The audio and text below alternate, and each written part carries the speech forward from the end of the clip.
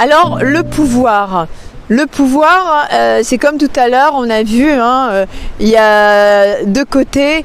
Faites attention au pouvoir.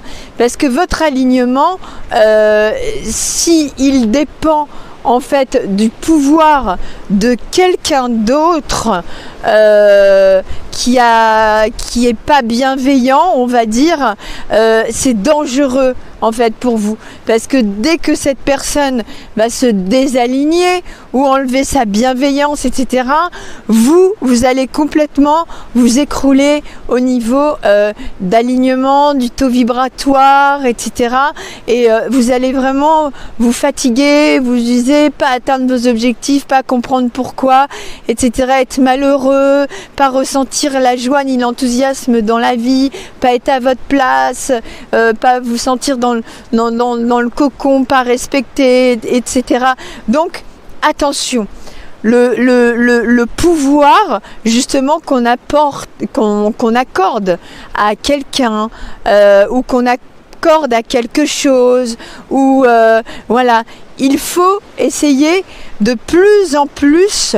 Alors quand c'est bienveillant, je vous dis, il n'y a pas de problème.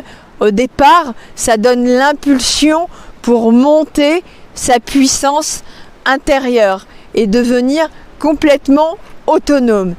Et quand on est à ce niveau-là, on se détache du pouvoir que peut avoir une personne sur vous s'il est vraiment négatif. D'ailleurs, on se détache du pouvoir de cette personne, sauf si c'est, on va dire, une personne qui vous alimente en mots d'amour, voilà, qui vous soutient, qui vous amène tout ce dont vous avez besoin, qui fait complètement partie de votre alignement. C'est vrai qu'elle aura un pouvoir, que ces états d'âme vont, on va pas se mentir, agir sur vous quand même, voilà, si elle est triste, si vous allez l'être aussi un peu, mais il faut que ce soit un point de départ.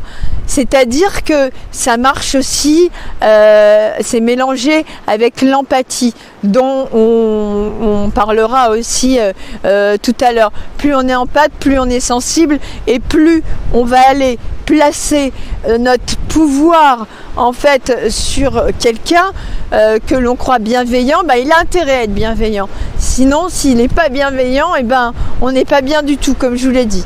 Et là, c'est l'écroulement. Pareil, le pouvoir aussi en une croyance limitante. Le pouvoir d'une croyance limitante, non. Mettez plutôt à ce moment-là, donnez du pouvoir aux croyances libératrices. Voilà, si vous devez placer un pouvoir, faites que vous sentez le pouvoir des croyances libératrices. Et là, elles vous aident toute seule en autonomie à monter votre puissance intérieure de manière vraiment autonome et à vous donner toute la vitalité, la joie nécessaire, etc. pour atteindre tous les objectifs, savourer la vie, voilà, comme vous le pouvez. Et à propos du pouvoir, je voulais vous dire aussi, attention, quand on est coach, le but, c'est pas d'être content, d'avoir la mainmise et le pouvoir sur les gens. Non, les vrais coachs, les bons et pas les imposteurs, ont le cœur vraiment bienveillant, rempli d'amour, de lumière. Et ils sont enthousiastes à l'idée de partager. Ils sont de véritables lumières magnétiques, impactants pour les autres et qui vous aident vraiment avec bienveillance. Et voilà, et après, ce qu'ils veulent, c'est vraiment vous voir vous envoler grâce à eux. Et leur cadeau, c'est ça, vous voir vous envoler, prendre votre autonomie grâce à eux. Voilà, le vrai coach, mais voilà, ne veut pas avoir le pouvoir, la mainmise sur vous en disant ouais, sans moi tu peux pas t'en sortir.